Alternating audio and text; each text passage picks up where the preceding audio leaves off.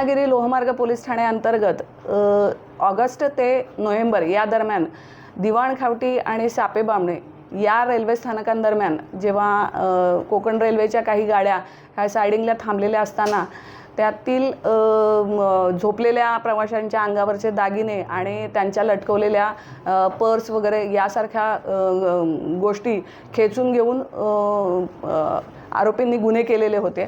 असे 8 गुन्हे आमच्या पोलीस ठाण्यात रत्नागिरी रेल्वे पोलीस ठाण्यात दाखल होते।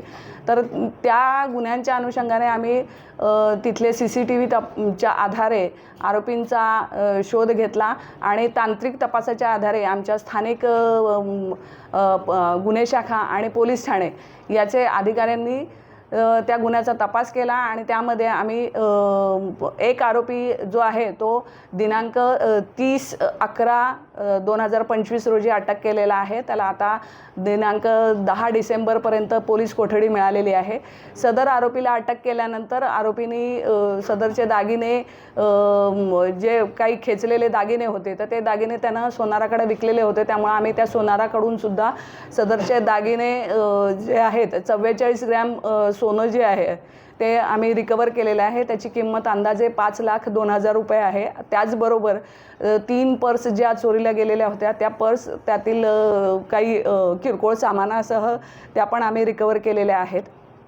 यामध्ये आरोपीबरोबर त्याचे इतर 3 साथीदार आहेत। ते 3 साथीदार फरार आहेत, परंतु सदर साथीदारांना आम्ही लवकरात लवकर अटक करणार आहोत।